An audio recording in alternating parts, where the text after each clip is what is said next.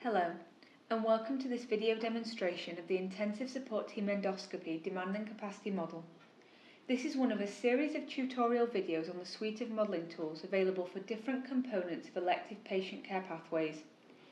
This video will deal specifically with the endoscopy model, last updated as of the 20th of January 2017, version 2.02 HI. So please ensure that the copy you have downloaded matches this to avoid any possible confusion. This video is intended to provide an introduction to the model, which should familiarise users with the layout of the model, the data requirements, and the outputs of the model. Before you start the process of modelling your service, please ensure that you have carried out the following: read the supporting user guide, read the Welcome tab on the model, orientated yourself to the populated example, engaged with both information and operational staff who are involved in the care pathway, and that you agree on the underlying assumptions you have made in generating the data. Ensure you are familiar with the copy and paste special values method. This model does two things.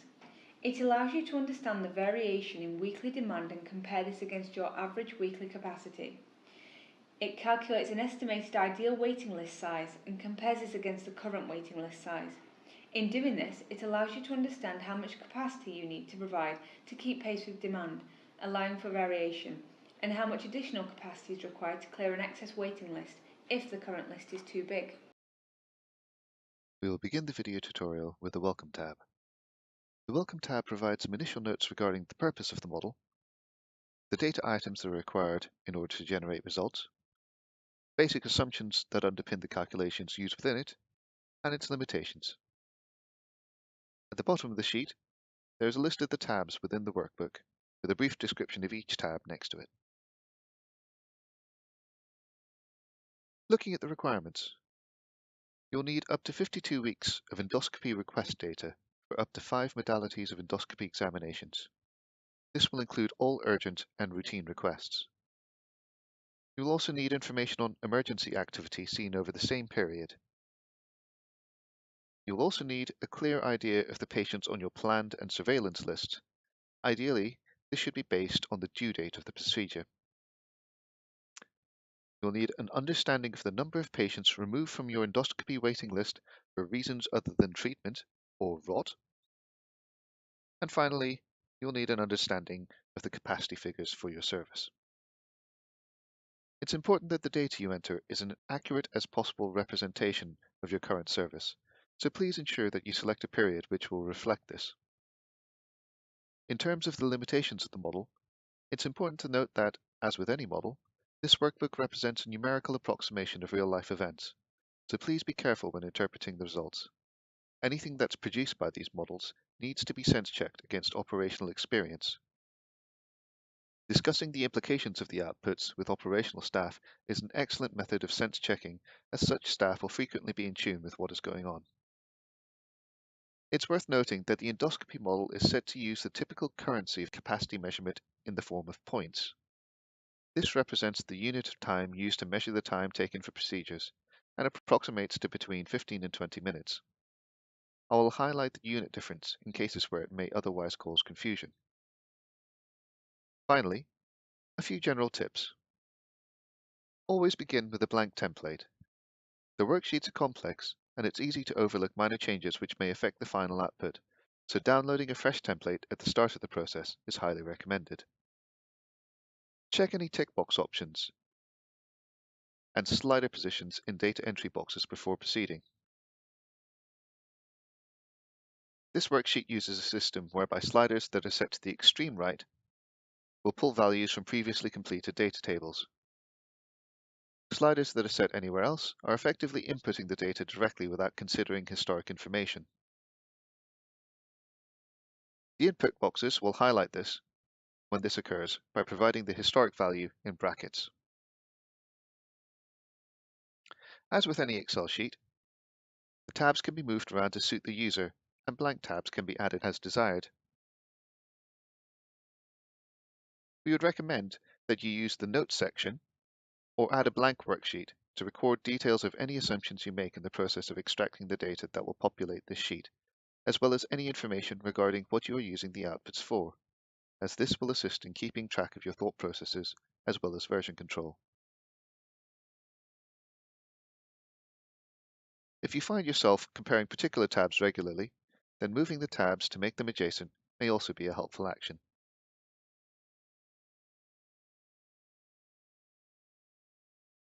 In summary, ensure that you are capable of extracting the data items needed to populate the model.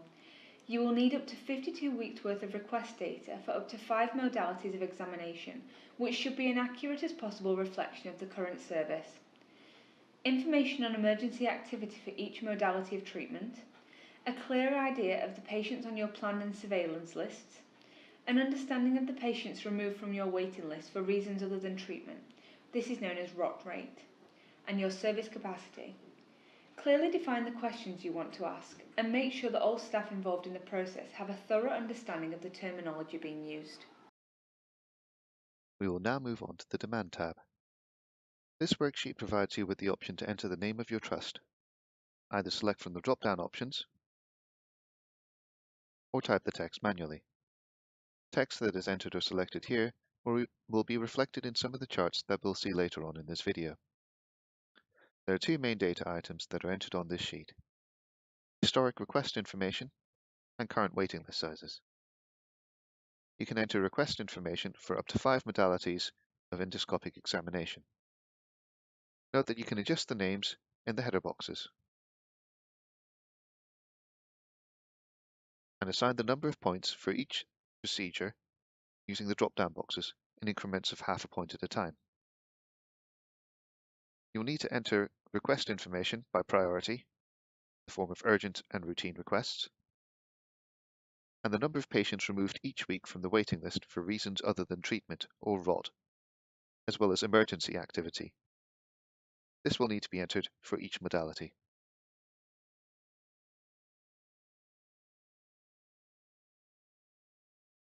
The waiting list is calculated in points and is calculated by specifying the number of patients on the current waiting list for each modality in the patient's waiting box.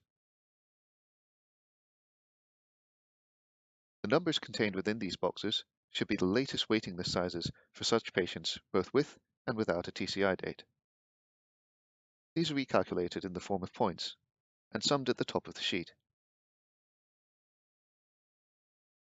As always, check that the slider is set to the far right to ensure it's drawing on historic data, otherwise you may end up with unexpected results. Note that moving the slider from the far right will result in the historic figure showing in brackets in the data box. These values will change weekly and should be updated every week whilst working through the process to populate this model. This is important as it will allow you to make a comparison of the ideal or maximum sustainable waiting list size against the most current reported waiting list size, your final signed off version. Or to put it another way, regularly updating the waiting list values will allow you to compare your current waiting list size against the calculated maximum size as part of your service management process. We'll now go to the SPC tab, which will be used to check the information entered in the Demand tab. The SPC tab is a helpful way of visualizing the request information you entered under the Demand tab. SPC stands for Statistical Process Control.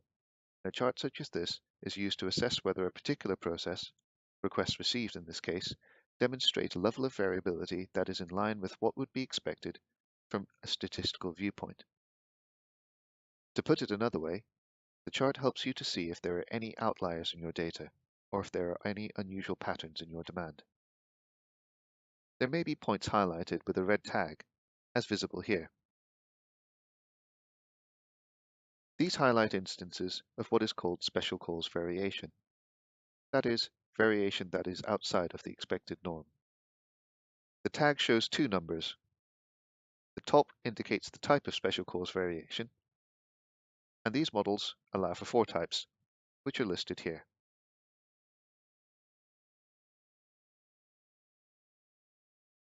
The bottom number on the tag indicates the week the event took place.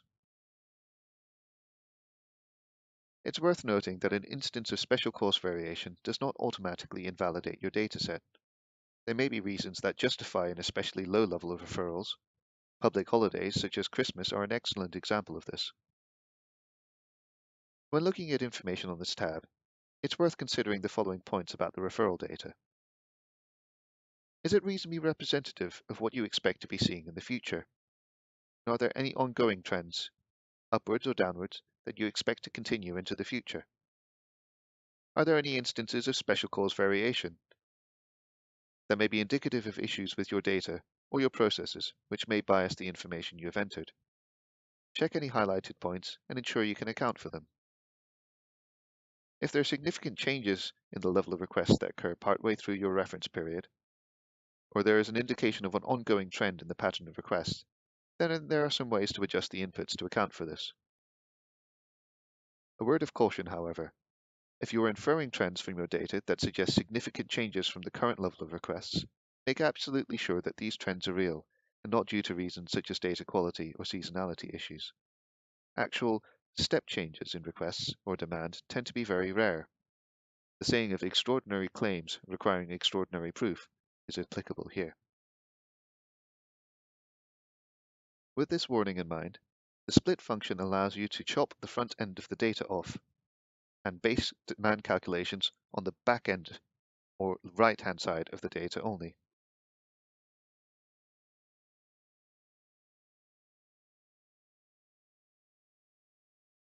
An alternative method to using the split function is to enter the data for the period of interest only and leave the remaining rows blank. Be aware that the robustness of your data will decrease with fewer data points. In summary, demand data and waiting list sizes are entered on the Demand tab, and the demand can be visually assessed for anomalies on the SPC tab. The Data tab is where historic requests and activity data and current waiting list sizes are entered. You can specify up to 5 modalities of examination with their associated points on this page, and will need to enter the number of requests, ROT and emergency activity for each modality being modelled. Keep the waiting list figures up to date on a weekly basis to ensure that the final sign-off version is based on the most current reported waiting list sizes. The SPC tab provides a visualization of the referral information. This will allow you to check your data for unusual patterns of behaviour, which may indicate data quality issues or other process issues that require further investigation before proceeding.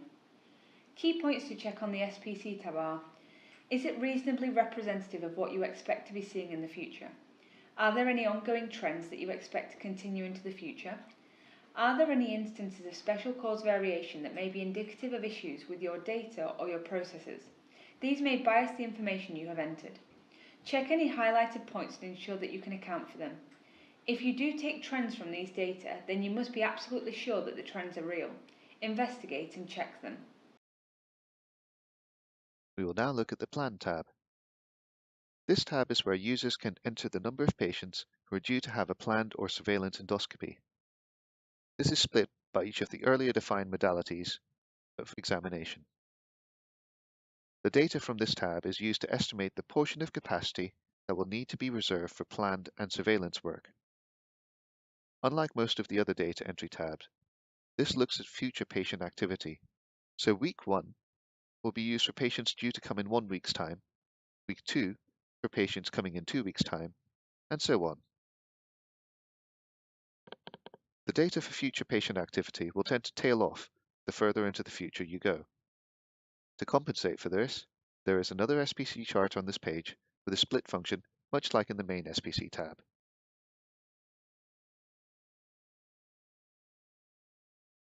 This works in the opposite direction, however, as it will chop the right-hand side of the data and keep the left-hand side for data analysis. In this particular instance, there doesn't appear to be a tailing off, so no split has been applied, but be aware that you will need to scrutinize your data to be sure of this.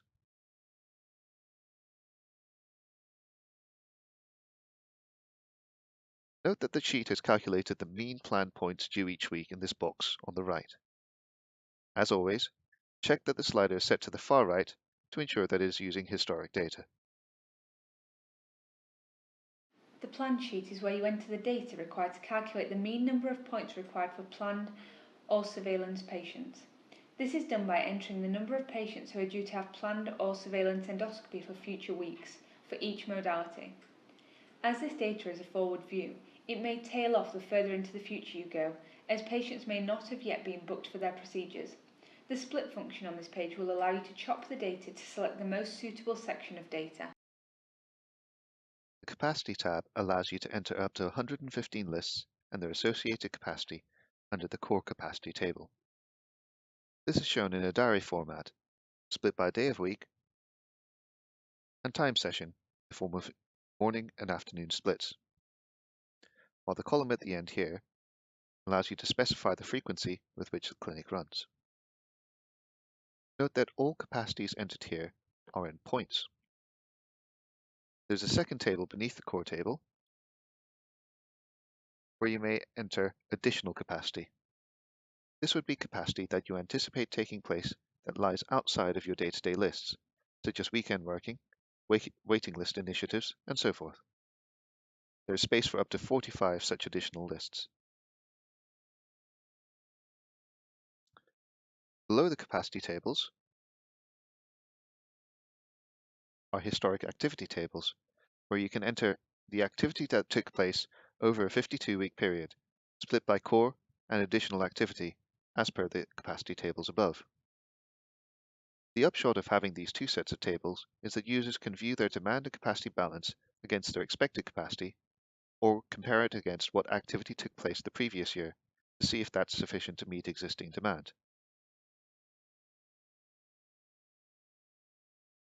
Note that you can access both additional and historic activity tables using the links at the top of the page, and return back to the top of the page by the links next to each of the respective tables.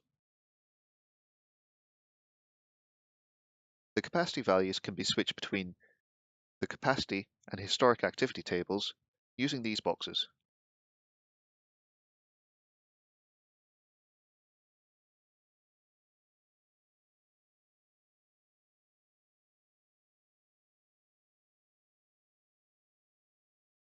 As a word of warning, be very clear what question you want to ask and what data sources you are using before you read the summary values, as it's easy to toggle a switch and take the wrong figures. The selection boxes at the top of the page allow you to pull either the capacity values from the data as entered or to input them directly using the sliders. Please note, as before, values derived from the table are presented in brackets if the sliders are not set to the far right. The other boxes on this page allow you to partition off your existing capacity for emergencies and planned or surveillance procedures. Note that the sliders on these are currently set to the far right. They are drawing from activity figures you've provided in the Demand and Plan tabs respectively. Obtaining an agreed measure of capacity is frequently a point of significant challenge in the demand and capacity process. This will often be due to a number of factors. For example, capacity being changed to meet demand requirements, or clinics configured in particular ways due to historic reasons that may not otherwise make much sense. A good example of this would be historic profiles on PAS that have been worked around and not updated. Getting a clear idea of the capacity of your service will often be beneficial in and of itself, as it may highlight processes and data that could be improved as part of the capacity assessment process. It's worth reviewing the findings from this page with operational staff. Consulting with booking staff is an excellent sense check, as it will frequently have a good feel for what's occurring on the ground, confirm if the figures are a reasonable reflection of what's actually occurring. It's worth noting that any significant changes in capacity, for example opening a new list, will require a review of the information on this sheet to ensure that it returns operationally relevant results. Although the first iteration of the capacity assessment process is frequently a long and resource-intensive effort, subsequent iterations are generally much easier as issues uncovered from the first rounds are resolved, and lessons learned are applied to the setup of future lists or clinics. The Capacity tab is where you enter the capacity of your endoscopy lists in points. The Capacity tab allows users to enter their anticipated capacity in two ways. using the core and additional capacity tables, which will calculate the values based on the aggregation of list figures, using historic activity, which will compare historic activity against expected demand. Note that these are two different questions, so please be clear on what you think is most relevant to your needs before proceeding. Having an in-depth understanding of your service's capacity is a major benefit of going through the capacity assessment process. Although this may initially be a laborious process, it does return significant dividends in the long run. We will now look at the Parameters tab. This tab can be split into three parts. The left column relates to data that is pulled through from the Data or Plan tabs. Note that the bottom box here allows to choose how you view planned or surveillance patients. You can either add them to your demand or remove them from your capacity. How you set this is very much dependent on how you prefer to view planned or surveillance patients. Please ensure that you take a consistent approach to avoid confusion. The middle column relates to metrics regarding patients who have non-attended or been removed from the waiting list. The top two boxes are direct input only and will not draw on historic data. These are the DNA rate and the DNAs removed from your waiting list. You will need to calculate the rates for these outside of the model. The bottom box relates to the ROT rate, which is also based on data entered in the Demand tab. The right column relates to the pathway timelines. You can set the target wait times for urgent patients and the window in which you expect to treat your routine patients. The units for these are set in weeks. The Parameters tab can be considered the engine of the model, where the various metrics that are used to calculate the demand figures are entered. You can select how planned and surveillance patients are considered in the model here, either as additions to demand or removing them from your available capacity. Ensure that you take a consistent approach to how you view these patients through the rest of the model. There are also a number of variables which are entered directly into the model here. The DNA and DNA removed from waiting list rate. These need to be determined outside of the model before entering as a percentage. You can also set the timeframes for treatment for urgent and routine patients here. The Summary tab is where all of the information entered thus far is brought together. Generally speaking, there are only a few cells which can be used to provide a reasonable indication of the balance of demand and capacity. First, it's the 65th and 85th percentile of demand less ROT, compared against the available capacity. Ideally, you want your capacity to be somewhere between the 65th and 85th percentile of demand. Note that you want to look at the available capacity, as some of your total capacity will be used for emergencies and planned or surveillance patients. Secondly, you will want to look at your waiting list size consistent with delivery care, and compare that against your current waiting list size. Note that you can change the units of the summary using the switch at the top of this sheet, change between points and patients. Note that the patients option is an approximation of points per patient based on what's been entered in the Demand tab. In other words, it's a weighted case mix. A note of caution. The values provided here are estimates.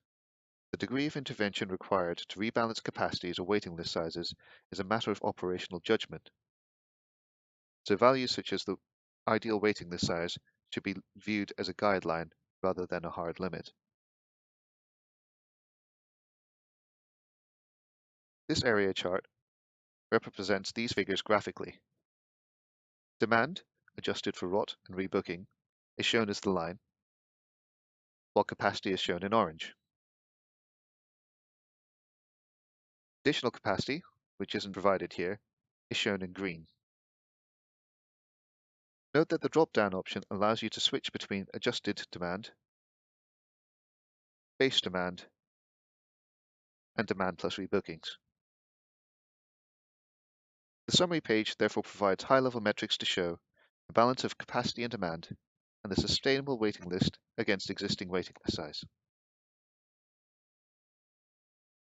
The Summary tab does exactly that, summarises your information. There is a lot of information contained on this tab. However, only a few of these cells are required to gain an idea of the demand and capacity balance of your service. To determine if there is sufficient capacity to deal with what is coming through the door, look at your average weekly capacity compared against the 65th and 85th percentile of demand, less rot. To determine if your waiting list size is a suitable size, compare it against the waiting list consistent with delivery cell. Unless otherwise specified using the switch on the sheet, all figures provided on this page will be in points, not patients. The Backlog Clearance tab allows users to add or take away capacity in the future and see the expected effect on your waiting list. This allows for scenario planning for example, waiting list initiatives, or to proactively plan around known reductions in capacity. As with many of these tools, a note of caution. The model assumes an even distribution of activity and capacity. The waiting list trajectories are therefore based on the interaction between average demand and average capacity, which will not happen in reality. These trajectories are therefore purely illustrative and are intended to give an indication of the likely timescales for recovering an ideal waiting list size, and should not be used to guarantee the exact date by which the ideal waiting list size will be achieved. The progress of the service can be measured against actual activity by entering actual activity in this table below. Note that the units can be changed between points and patients using this switch. Be certain of where the unit switch lies before interpreting the results. The results are reflected in the Graphs tab. Projected trajectories are visible here for the scenarios entered. Going from the top to the bottom, the first chart shows the effect of the backlog clearance sheet against the waiting list size. As stated before, this is a highly idealized trajectory, shown here as a straight line, which almost never occurs in real life. Any data entered on actual activity on the backlog clearance sheet will also be shown against the hypothesized outcomes for comparative purposes. The second chart is a representation of the spread of demand activity. The mean and the 85th percentile are shown against an idealized distribution curve. Please note that the curve is not generated directly from historic data, but uses calculated metrics to generate a theoretical distribution curve. And this is really for interest only.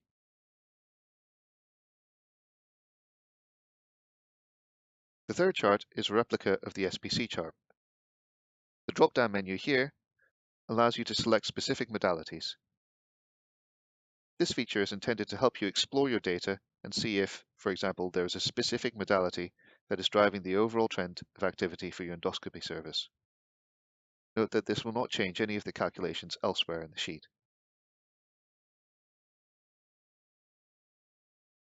The fourth, final chart is an area chart that shows the proportion of activity by modality and can be used in conjunction with the third chart to review which of the modalities are the main drivers for demand in your service. You can use the Planning and Graphs tab to scenario plan with your future capacity and see the effect of increasing or decreasing your capacity on waiting list sizes. Do note though that the trajectories won't take account of variation and assumes an even spread of activity and capacity, so it should not be used to guarantee timescales for example, specific waiting list size reductions. The final tab we will go through is the Calculations tab. This is non-interactive, but is driven by data entered in the Demand and Parameters tabs. The purpose of this tab is to show the calculations used to estimate the maximum sustainable waiting list size. For those of you who have attended the one-day theory course, this is a tabular representation of the party hat scheme. As a quick summary, these tabs show the average urgent and routine requests received per week, distributed evenly amongst the weeks specified for treatment in the Pathway tab. There are a number of patients who are removed from the waiting list via discharges and removals for reasons other than treatment or rot, and a small number who are rebooked following a non-attendance that results in a lost slot, who are added back into the waiting list. The total number of patients remaining in the system are cumulatively added, the sum of which provides the maximum number of patients who should be waiting at any given moment. If all of this doesn't make much sense, don't worry too much, as this is simply meant as a demonstration of the calculation method. Understanding how to use the outputs is much more important in this instance. The Calculation tab is non-interactive and there to show you the calculations used to estimate the maximum sustainable waiting list. Don't worry if this tab doesn't make much sense. Understanding your data and how to use the outputs is much more important. Thank you for watching this video.